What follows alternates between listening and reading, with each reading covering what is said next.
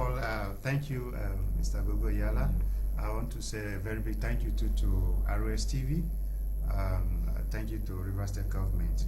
You know, the thing about HIV is the priority is awareness. When the people are aware, that is the starting point. That is the starting point. And I think ROS TV is playing a very vital role in this, creating this awareness. So thank you, ROS TV. Thank you, River State Government.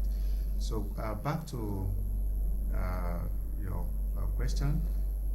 There are basically signs that surround the HIV transmission. There are basically four routes of transmission. There are four routes of transmission, which is very common. We look at it like having an unprotected sex with an infected partner.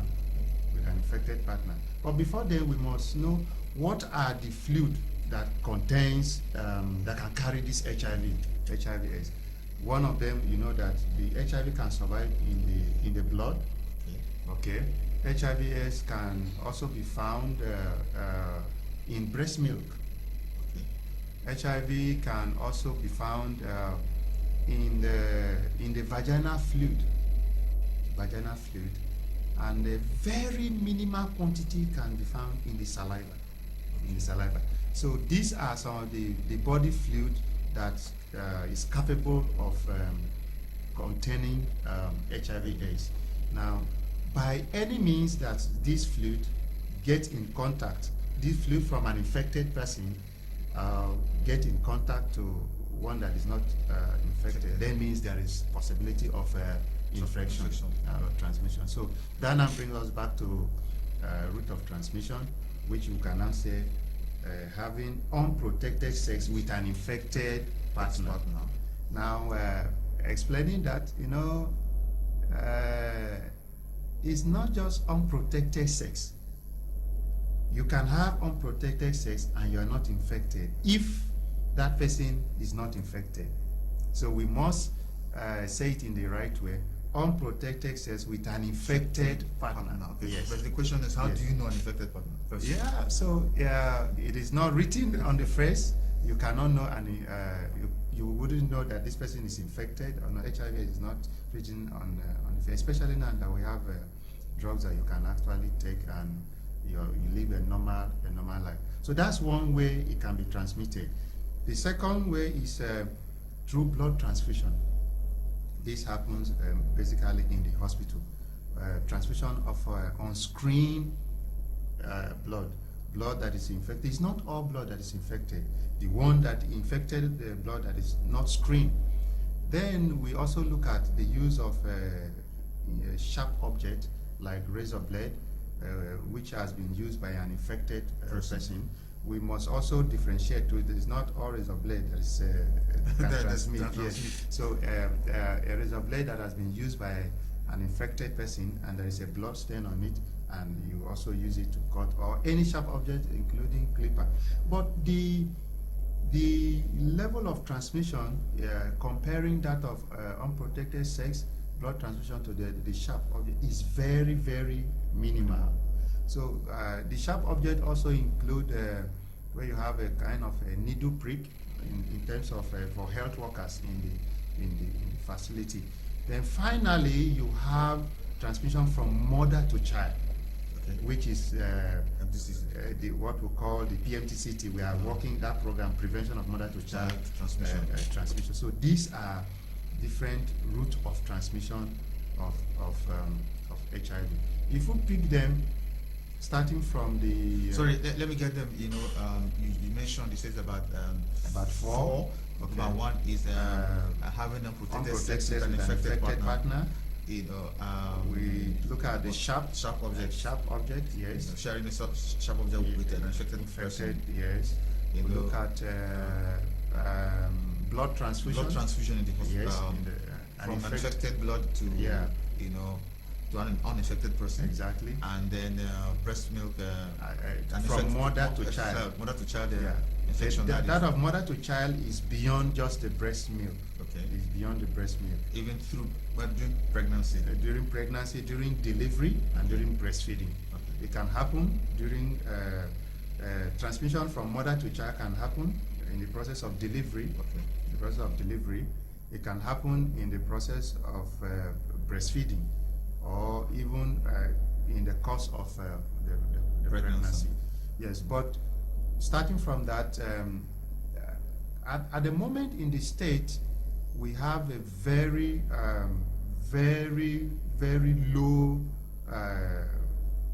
0.something% in terms of transmission of mother to child because of effective PMTCT program. We ensure that all mothers that are pregnant, if they are placed on drugs, the child that is born is called an exposed child. Any child that is born from an infected yes, that is an exposed child. That child has a tendency, there is possibility of becoming.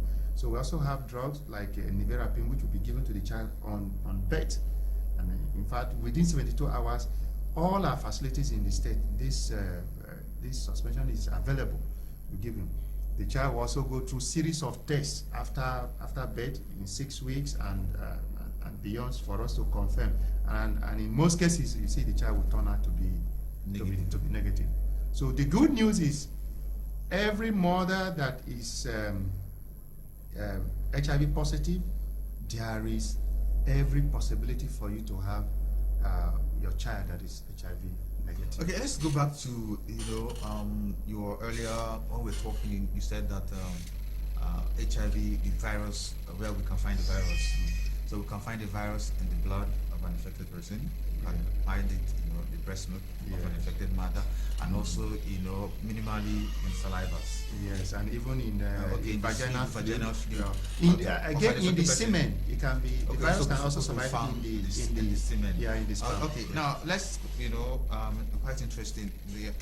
Because in the 80s when the HIV was first, discovered, there was this argument of actors, actors and actresses having mouth-to-mouth kissing during their movie shoot and everything because of the fear of transmission from the saliva, and here you're confirming the fact that actually HIV the virus can be found in the saliva of an infected person. So now sometimes there's this argument of viral load and no viral load and things like that. So what is the possibility of that, so that people know the risk involved? How do you grade that level of risk? Okay. Oh, that's fine. Thank you. It means you really have a robust knowledge around the HIV program. So, every day science evolves. People keep making research. HIV/AIDS at a certain quantity can be found in the saliva, but you will need, science has shown that you will need a glass full of saliva, like an infected person. You need to bring out your saliva, a glass full of saliva, and maybe they give to the other person that is not infected, you drink. That is, at that level, that is where you can have the quantity of the virus that is capable of infecting an uninfected person. Uninfected person. It's pretty difficult. That's next to impossibility. A glass full of saliva you give to somebody too. So that is why we classify that kissing does not give, cannot transmit the virus. But there is something about what is called deep-rooted kissing. Okay. A deep-rooted kissing where the tongues are locked inside, and there could be possibility of injury in the gum. You have some little bleeding around the gum. So if there is that bleeding, and the two persons, one that's infected, he has some As a cut. cut inside around the gum, and the other person that is not infected. So there is possibility, but that is not actually through saliva. It's still blood. It's still blood. Yeah. So as I say, kissing, you cannot transmit HIV. Handshake, you cannot transmit HIV. Using, people ask this question often, using the same toilet, like a toilet seater.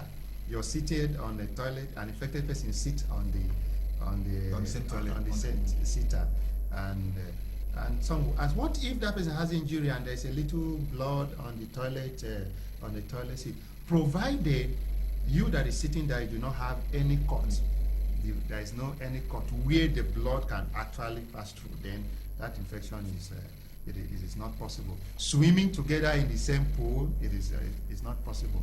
And there is this one that is very common. People are still arguing about mosquito bite. Okay. Mosquito bite, you know, one mosquito, you see mosquito that will take a chunk of blood, Okay, so a mosquito bites an infected person, and then it flies and perches on another infected person. Yeah, so it doesn't transmit. Research have shown it is not possible. Mosquito does not transmit. If mosquito was transmitting HIV, that means everybody would have had this thing. But why? Why is it that mosquito cannot transmit? Because the mosquito itself, the virus does not survive in the system of the mosquito, and we must understand that mosquito have blood meal. Mosquito takes in blood. So if it takes in blood from an infected person, mosquito does not give out blood. So if mosquito is going to the other person to bite, the other person is still sucking. Is still to take more, but there could be some blood stain on the proboscis of the mosquito. And on the proboscis of the mosquito, there is a saline. There is a saliva substance, saline that also kills the virus. So so we need to clap for God. Yeah. Yeah. So at the moment, the mosquito is not capable of. In fact, scientists are researching on that particular saline. Why that is able to destroy the virus in the mosquito. Yeah. Okay, quite interesting. You know, we say that one of the ways is sharing sharp objects and things like that. Now the question is, outside the human vessel, you know, how long can the virus survive? On a sharp object, for example, you know, how long can it survive? Say somebody uses a razor or anything, and then the person drops it. Yeah. And then how long will the virus survive on that razor? So that we know how, you know, before somebody else uses it. Okay. Well, you know, we Nigerians, we are very funny. When you give a leeway, you say one, the person will take 4. 1, 2, 3, 4. So that's why we encourage, don't even use a sharp object that is used by somebody. Yes, don't even use it. That's the thing. But scientifically, we know that the virus does not survive on the sun. Once there is an exposure to sunlight, in few minutes the virus dies. Especially when there is no blood clots. You know, the virus stays inside the blood. So if there is no, at least like a drop of blood where the virus can hide inside, once it's exposed, it dies off. But for our safety, we even say, just like alcohol, when you say for stomach's sake, if you say for stomach's sake, the person will get drink and get drunk. So don't even use it. Just avoid the sharing of sharp object. But let me take us back to the one of the major route of transmission that has up to over 90% of transmission of HIV is through sexual intercourse. Over 90% is through sexual intercourse.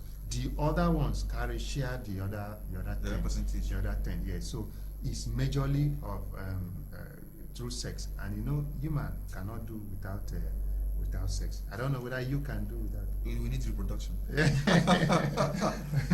Okay, so we really need to. So how do we cope with that? How do we cope with that? And it's important that we use condom. So in unprotected sex with an infected partner, that sex can become protected when you use your condom. But incidentally, you know, some people they have a partner that they use condom with. The other partner, they don't use condom. I trust this babe. I trust this babe. The other one, I'm not sure.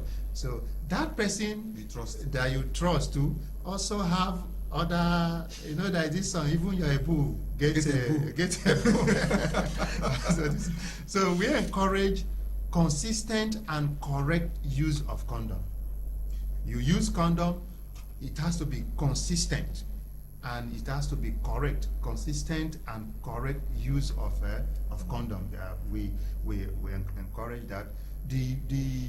Maybe another time we may talk about the use of condom. Condom program is a very big thing. You look at how the condom is worn, how it's removed. Maybe that day we can have a panel model where you can demonstrate how this thing. So it's important condom is used correctly and consistently. Yes. Okay, you said kissing is safe, provided there is no cut in the mouth of any of the parties involved. So, so we'll grade the kissing as no risk. Yes, or low risk. Of course. Of course.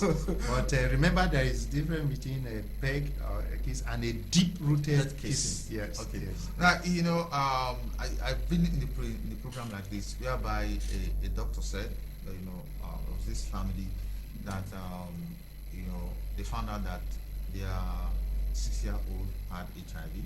6-year-old child. Okay. And then the family went for testing. The father was negative. The mother was also negative. So they found out how did it happen, and then they later discovered that the house help was positive, and found out the house help was using the toothbrush of the little girl, the child, and so this infection came from the toothbrush. So the question is, we are asking here, how true is that? Is it possible for the virus to be transmitted through sharing of toothbrush? What's the science behind that? Yeah. So it's the same process, in as much as when during brushing there is major of the time there is always a blood stain. The key point here is the blood stain. HIV survive in the blood, in the blood.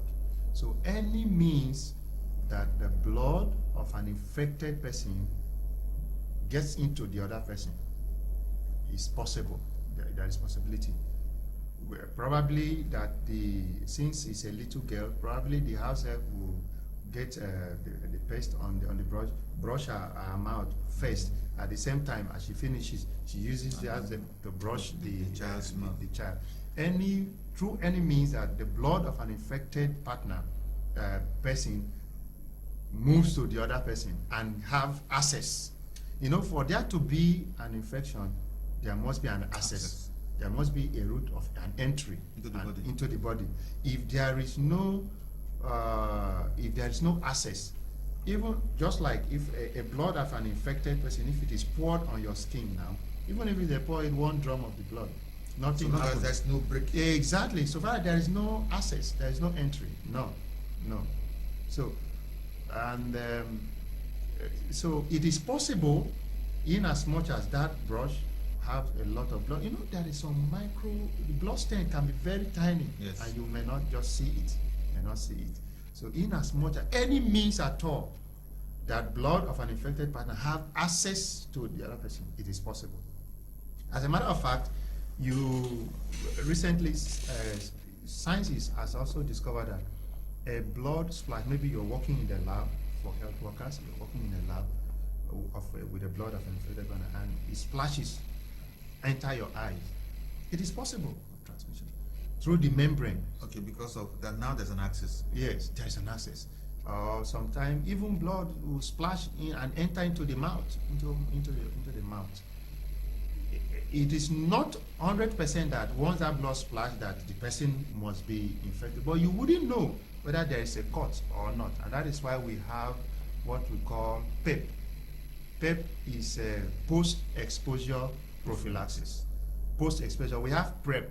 PrEP is pre-exposure, before it happens. This one now we have PEP. So these are very much available. To avoid the stories that touch, once you have such an exposure, you need to take PEP, and it is available in all our facilities. Yes. Okay, for the past 2 weeks we've been talking about PrEP. I know that because I interviewed some of my colleagues, I spoke with some journalists, and surprisingly, they never heard about PrEP. Wow! You are doing so well in this awareness. A lot of persons, even so many, do not have the knowledge of PrEP. Yes. So they've never heard about PrEP. So I told myself from time to time I'll still bring that up. Yes. So that they know that there is a medicine, a drug now that they can use to prevent infection. Yes. And we'll talk about that. Okay, let's come back to the most of infection. So we have, when you go to the HIV platform, so when you talk, usually during discussions like this, they talk about high risk behaviors, they talk about low risk behaviors, and we'll talk about no risk behaviors. Exactly. Now, what behaviors would you categorize as high risk? Okay. Yeah. So the high risk behavior, you look at having multiple sexual partners. Once you're having multiple sexual partners, there is possibility. And you say, I use condom for this person, and the other one, I trust this one. He goes to church. I trust this person. So it falls and in a high risk behavior. Once high risk, that is high risk. Once there is a blood transfusion, like in our counseling form, we will ask you some of these questions. Have you had blood transfusion recently? If it is yes, you are on high risk. Yes, there is possibility. You've had your sexual intercourse with unprotected sexual intercourse. That is on high risk. If you also have what do you call this? A kind of an exposure to maybe sharp object. All these categorize you to high risk. If you are also in the key population, we call them, they are part of the high risk group. The key population, we have the FSW, as female sex workers, the MSM, men that have sex with men, the PWID, people with injected drugs, who inject drugs. So these are also classified as high risk. High risk. There was a time we used to call it MAP, most at risk persons, which even the armed forces then used to be part of it, but we no longer have MAP now. What we have is key population, the key population. So all these they are part of the high risk. High risk. If you also have a discordant couple, is also an discordant couple. That is one person is positive and the other one is negative. Is an high risk. Okay. Yeah, is an high risk. So all this is classified as part of high risk, and many more. Anything that you do that is capable of exposing you to it. So it's an high risk behavior. Low risk, or no, there are some without risk. Kissing is part of, can say it's a low risk. It's a low risk. Swimming together is not a risk at all. Yes. A handshake, there is no risk on it. A hug. A hug, no risk. Mosquito bite, no risk. Okay, guys, if you are watching this program right now, we are watching Morning Spectrum here, and the segment we are talking about here is the different modes of HIV transmission. And you've heard that there are basically 4 major modes. We have through having protected sex with an infected partner, through blood transfusion, and also sharing of sharp objects, and also from mother to child transmission. These are the major 4 ways that HIV can be transmitted. Also have what we call the high-risk behaviors, and the having unprotected sex is a high-risk behavior. Yes. Then multiple sexual partners. It's a high-risk behavior. Yes, it's a high-risk behavior. And then sharing sharp objects is also a high-risk behavior. And then we say kissing, having what we call the French kiss, deep kiss, could be a low-risk behavior, especially if one of the partners one has a cut, and all that. In the gum. It's in the gum or something like that. So if you are listening to this program and maybe you want to ask questions, you want to know more, call the number right now, 081 40 40 1127. It should be on your screen. 081 40 40 1127. Let's hear from you. Let's also have your own side of the story. If you have any questions to ask or any clarifications, call the number now, 081 40 40 1127.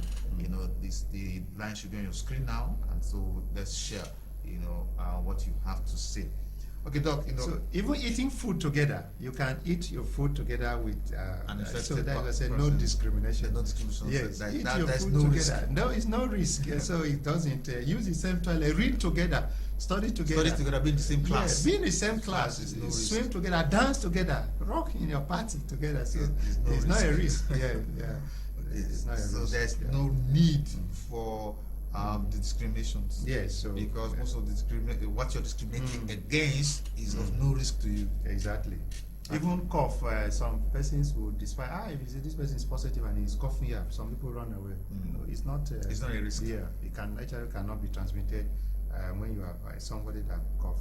It's different from tuberculosis. Okay. Tuberculosis is possible, but HIV is not. That's not possible. Yes. Okay, so would you kindly put the number on your screen, 081 40 40 1127, so that our viewer can call and ask questions, especially if they need a clarification on that. Now, while we're waiting for the callers to come around, there seems to be an should I say, an increase in activities of bringing awareness and all that for the HIV.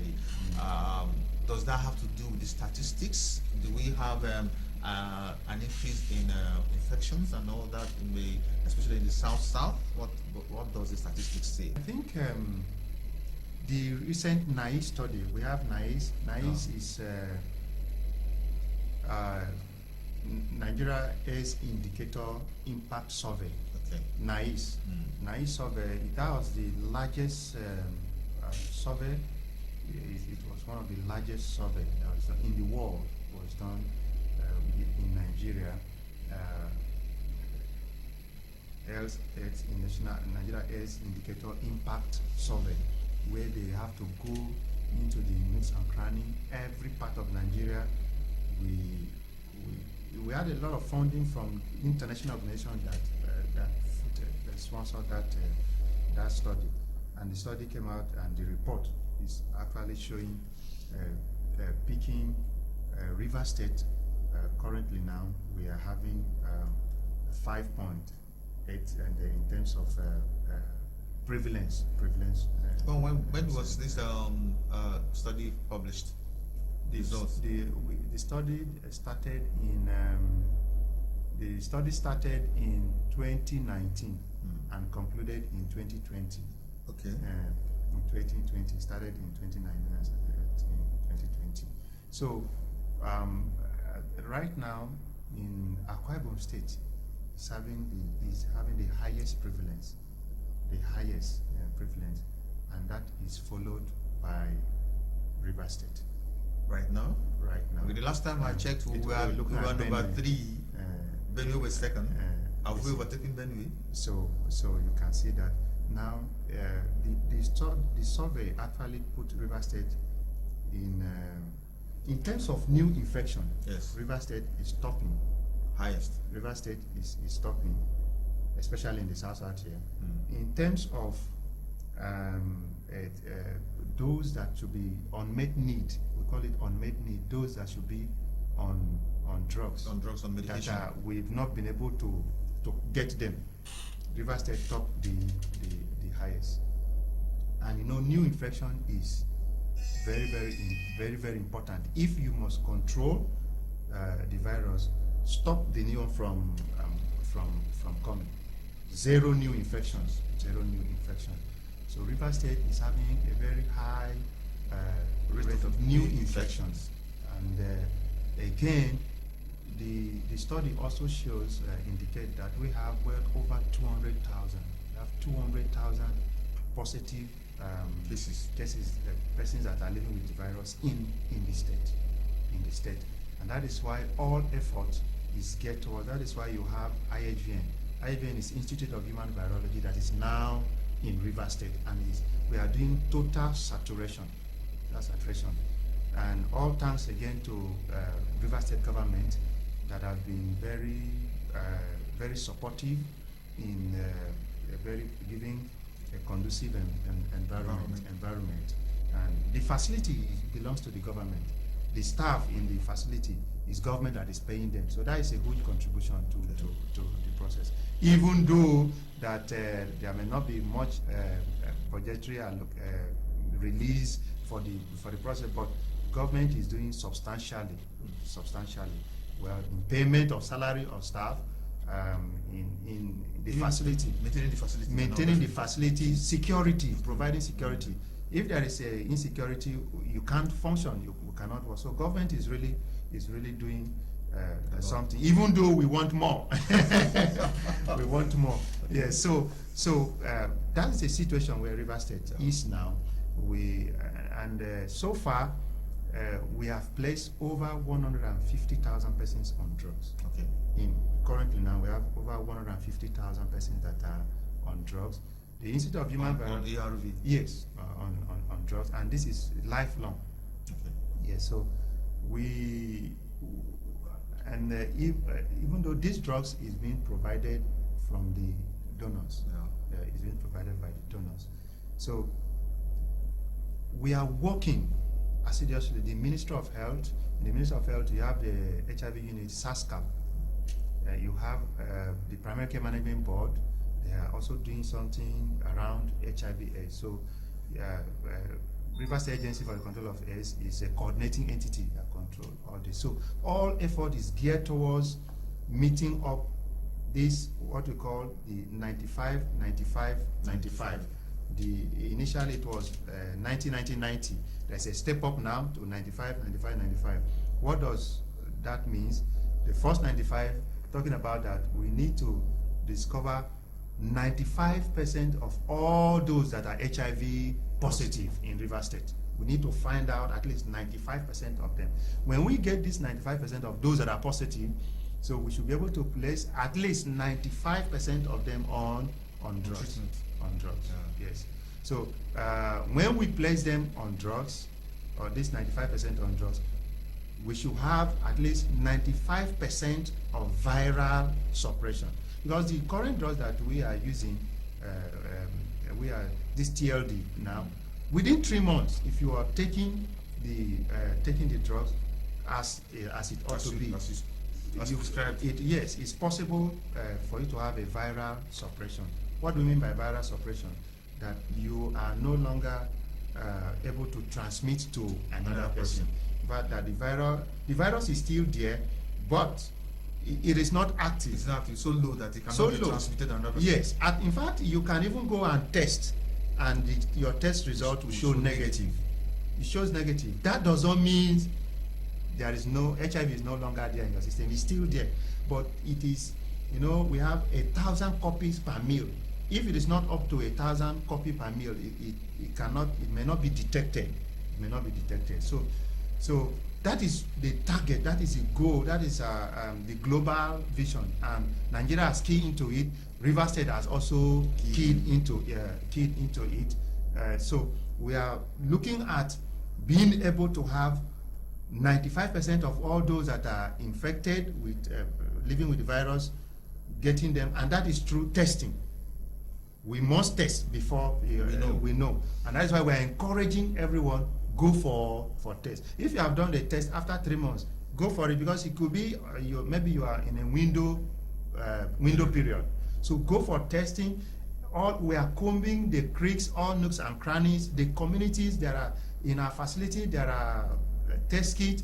In the community, we have mobile teams that are going around, that are doing testing. In the creeks, everywhere, we are there. That is why IAGN is supporting Rivers State government. We are doing a lot. The Rivers State government is providing a very good enabling environment for this. There is no part of Rivers State that we are not there, saturating everywhere. So that is the entry point, HTS, HIV testing services. So everybody, we encourage you, go for test, so that we can, once the person is positive, there is hope now. Okay, so our time is almost running out. You know, some people argue that HIV is no more, deadly. It is no more that. So, what is the fertility rate? Okay, yeah, because of science, the introduction of a lot of this medication I just talked about, the TLD, that has made the fertility rate actually is very, very low, provided you're taking your drugs, your immune system is up, you live a normal life. But if you are not on drugs, then the fertility is high. The risk is, so because it weakens your immune system, makes you vulnerable. Disease can come. Because what I want to establish here, it is safer to be tested and know that you're positive. Exactly. So you can get treatment and it's normal free. life. Because if you're not tested and then you have the virus, you definitely going to die. Exactly. Because if you're not taking the treatment, yes, your immune system is going to break down. Exactly. And then you die. Thank you so much, Doc, for coming around. Thank you. I'm very grateful it's for my that. pleasure. And there's so much to talk about. We don't have all the time, but we'll come the next week, when you guys are less busy. Okay, next week you're even having a program here. Which you are part of it. So you may not even we'll be having NACA in the States. Yes. Yes. Okay, so we'll be having a program. Thank you so much. And you out there, thanks for watching. Stay tuned for more beautiful programs coming to you from SDV. Once again, my name is Gogo Iyala, and I say bye-bye for now.